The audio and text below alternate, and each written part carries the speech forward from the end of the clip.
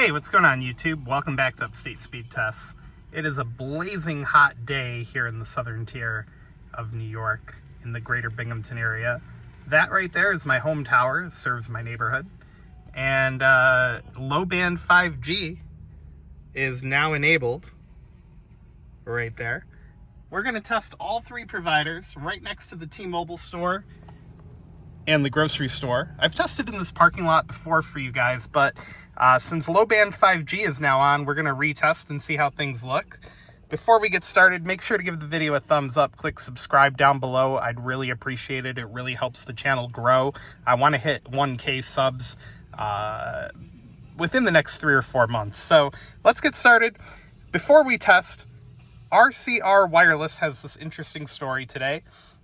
It just came out a few hours ago. Verizon landed a contract with the United States Postal Service worth an estimated $145 million. The deal will see Verizon provide USPS with infrastructure upgrades, including a transition to cloud capabilities.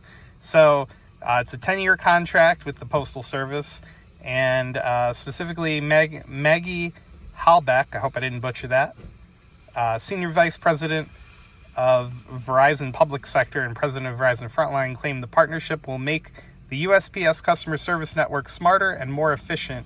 It's no secret today's customers expect immediate personalized support. It's a very high bar when you're serving tens of millions of customers. Verizon will also deliver ongoing physical infrastructure enhancements for host servers, storage arrays, and other equipment, as well as help the USPS move a multi-channel platform support email, SMS, and chat. Verizon Solutions will help eliminate the need for premise infrastructure, software license, or hardware, thereby reducing the burden on the Postal Service IT personnel and lowering operating costs. So that's a pretty big land for Verizon. I don't think it particularly applies to the wireless side, but SMS support and all that, and I'm sure they'll be helping them integrate into cell phones and things like that. So interesting story for the greater telecom industry there. So first, just for fun, and because I already have it out, let's test on the iPad. That was a test from earlier today that you just saw. Here's low band 5G on the iPad Pro. Now I would assume it's probably not fully powered up or not optimized yet, or maybe we're just between sectors, which is probably more likely where we're sitting. But still really decent speeds out of low band 5G. I mean, you can watch 4K video. Download shouldn't take too long. Man, I'm starting to sweat just sitting here in the car. And about 18 on the up. Ping time is meh, just all right. Loaded ping times are not that great, although the one on the up looks all right. And a 22 millisecond jitter. So now we'll switch over to the iPhone, running a much more modern modem. This is the X55 in the iPad. And we got the X55 from Qualcomm in the iPhone. So let's switch over to that and we'll take a look. All right, guys, we got Verizon pulled up here on the iPhone 14 Pro Max. You just saw the test on the iPad. So let's see how it comes out on the phone. Looking like it's going to be pretty similar. The iPad always seems to do a little bit better speed-wise because I theorize it has a much larger antenna array. And of course it has the M1 processor in it as well, so that's a little more powerful than what's in the iPhone. 51.6 on the down, 77 millisecond ping. Loaded ping times are slightly worse than on the iPad. 18 millisecond jitter, 16.4 on the up. All right, let's switch over to AT&T next, and we'll run them just for a fun comparison.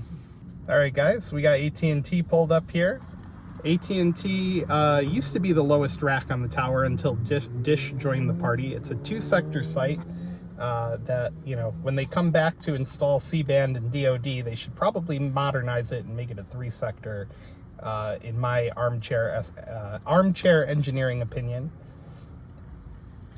77 millisecond ping, very similar to Verizon, kind of funny. Much better loaded ping times than Verizon, but much slower speeds. And again, AT&T's density is much worse than Verizon on this side of town.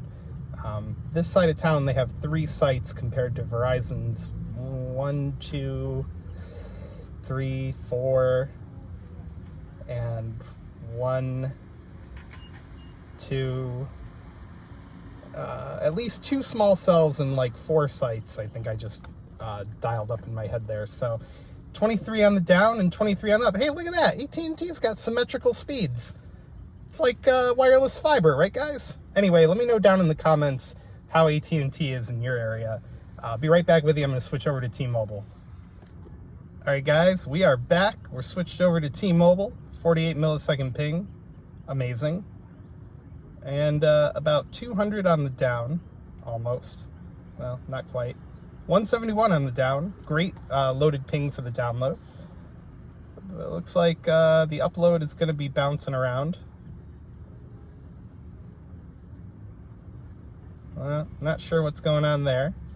10 millisecond jitter. Loaded ping times on the up look great. I'm going to run it one more time just to be fair because, you know, I kind of jumped the gun.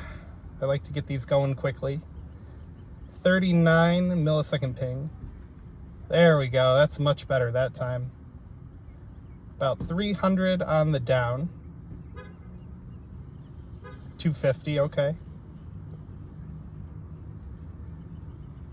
All right.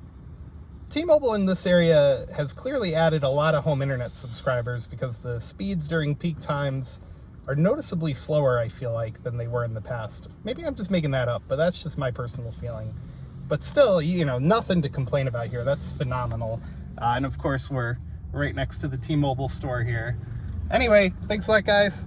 Thumbs up, subs up. We'll see you in the next video.